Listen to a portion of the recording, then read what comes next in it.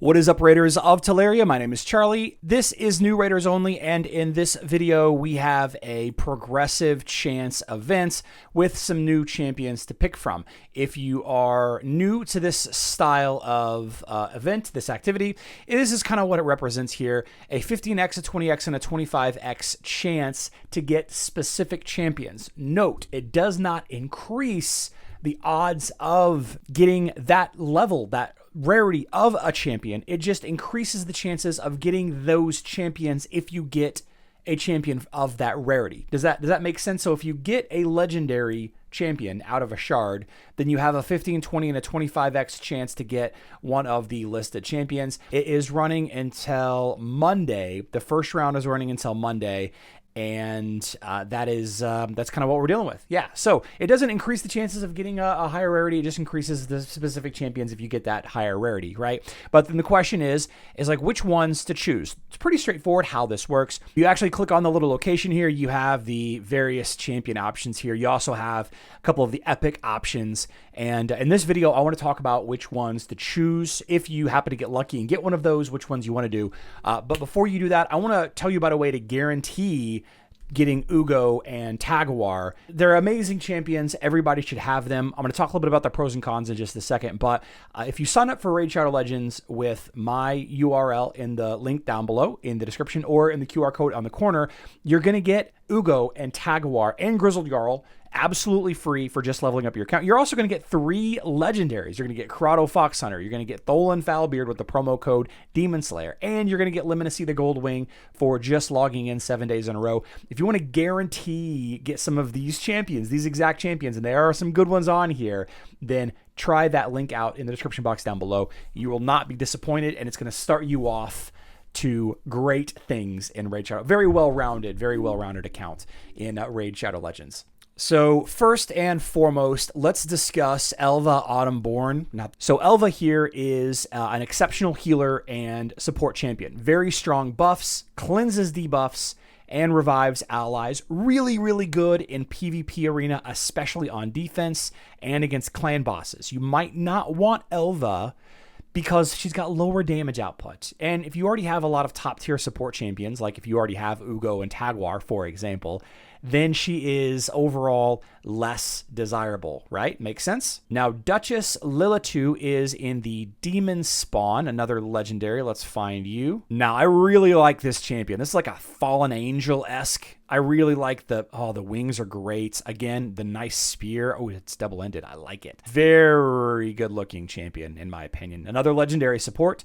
One of the strongest defensive supports in the game. Great area of effect revive, team damage reduction, perfect veil buffs, which is a very, very strong buff that makes your allies untargetable. She boosts your team's survivability in virtually every single game mode. But why wouldn't you not want her? Well, she's hard to gear, demands very high-quality gear to maximize her effectiveness. Players with limited gear resources might struggle to get her to peak efficiency, but that's okay because this game is all about the grind, about gaining that slight advantage. Over time, you will easily gear her up. Prava the Slitherer is also in the Demon Spawn faction. Where are you? Here you go. Now, I do like the gold and the pink contrast. Oh, and the book on the side. I like this. I like this legendary support. I like the look of it. Why might you want Prava? Well, she's a powerful debuffer and crowd controller. She also has a revive and a little bit of a heal. Now, she's got limited usability outside of specific content, and she's less valuable in arena or high-end clan boss setups if you already have certain classes. A good choice, but I think I like Duchess Lilitu a little bit better. Now, another Sylvan Watcher is Glaciad of the Meltwater. Now, I actually am a big fan of this style of art, this druidic look. I really, really like this guy. Another legendary support champion. His freeze ability is pretty good. He's got great team buffs with the increased attack, the perfect veil, and he has a big AoE revive. And if you don't revive anybody, grants an extra turn. And the 19% speed bonus is really, really strong. This actually might be the champion that I go for the most. So freeze loses its value late game PvP scenarios due to immunity, kind of falling short in late game arena and clan boss teams. So, if that's what you're looking for, then maybe this guy is not the play. And our last legendary that we're going to discuss is Pythion. I'm just not really a big fan of lizardmen at all, though this guy looks kind of like a dragon. I like his staff a lot. That's kind of cool. Reminds me of a staff from World of Warcraft. Excellent defensive champion. Heals, cleanse, buffs, team-wide revives. Got some nice heals here. Debuff removal. An area of effect cleanse, which is really nice. Huge team-wide revive. Very versatile support champion. Really good in most game modes, despite, his look. I mean, the purple's kind of nice. If you already possess Duchess Lilitu, like I discussed earlier, or a different similar AoE reviver, then, he becomes less good, but still a great choice. If you're not doing Duchess Lilitu or Glaciad of the Meltwater, Pythion might be the choice. I think that I'm going to go for Glaciad or Glakid of the Meltwater. I think I like the look of him, and his skills will complement my team, I think, the most. And I really dig the druidic look, the runes on his arm. I'd love to get that tattooed. Can you imagine glowing blue tattoos? That'd be cool. Now, as far as the epic champions, these guys are my bread and butter. I love them. I use them almost every day. First, you've got Uugo. Now, Uugo's got a very powerful ability called Maelstrom Rack. Huge AoE decrease debuff. You get her speed higher than anybody else's and get this off first, following up with a big AoE attack. It's really strong. She does have an interesting revive if she's the last one standing, and the speed boost, the turn meter boost is also really nice. But because of that niche use, if you're looking for like a clutch AoE revive save, then Pythion or one of the other revivers that I mentioned might be a better choice. You really kind of be needing to play her in manual as well to avoid wasting her revive kind of early. But, if you get her for free with my link in the description box down below, why not? Now, Tagoar, a lot of people call him T-God, is a very strong epic support champion.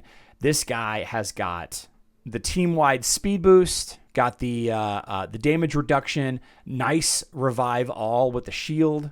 Really strong champion that'll carry you through a lot of the early game into mid game.